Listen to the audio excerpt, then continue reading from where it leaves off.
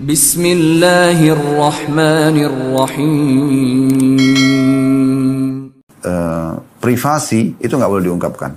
Contoh kasus kalau Anda pernah dengar yang kami sampaikan di beberapa pertemuan yang lalu hadis, ya, Nabi alaihi salatu wassalam, sesungguhnya orang yang paling buruk di sisi Allah pada hari kiamat adalah seorang suami atau laki-laki yang sudah mendatangi istrinya.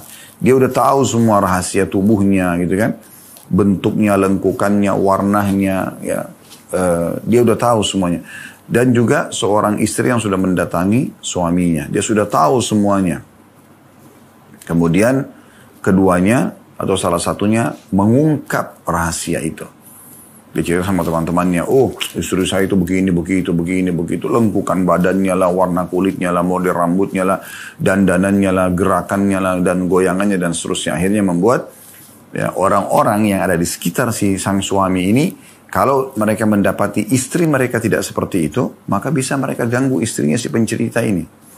Ya begitu juga sebaliknya, seorang istri yang sibuk menceritakan tentang kehebatan tanda kutip di sini suaminya dalam biologis di atas ranjang, maka bermesraan dengan dia, maka akhirnya membuat orang-orang yang ibu-ibu atau akhwat yang ada di depannya yang tidak mendapatkan perilaku yang sama dari suami mereka, maka mereka akan kecewa dengan suaminya, bahkan bisa saja berpikir untuk berhubungan dengan suami si pencerita tadi ini.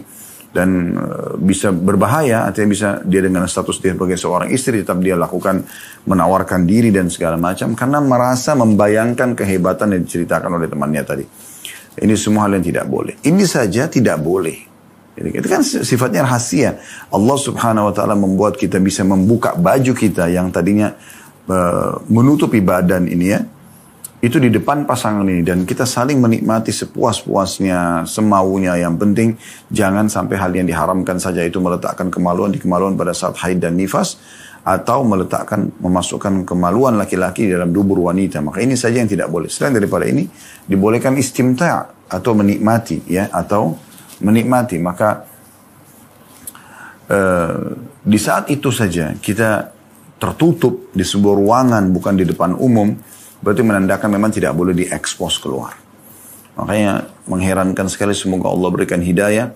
Sebagian orang bahkan dengan tidak punya rasa malu, mereka mengekspos kemesraan itu di media sampai berlebihan, sampai akhirnya orang-orang itu pada cemburu, atau bahkan mungkin orang mencontohi keburukan itu dan dia panen dosanya. Karena kata Nabi SAW kan, siapa yang menunjukkan satu perbuatan kebaikan dan ada yang mengikutinya, maka dia akan panen pahala yang mengikutinya. Sebaliknya, siapa yang melakukan perbuatan kejahatan, maka dia akan, ya, dan ada yang ikuti dia, maka dia akan panen pahala dosa orang-orang yang mengikutinya itu. Jadi ini poin yang harus diperhatikan baik-baik, ya.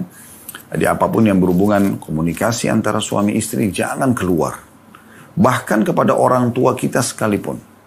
Kecuali memang itu sebuah kelebihan, misalnya Anda diberikan hadiah bunga, diberikan hadiah mobil, kendaraan, misalnya atau rumah, atau mungkin kelebihan-kelebihan yang positif seperti itu tidak ada masalah.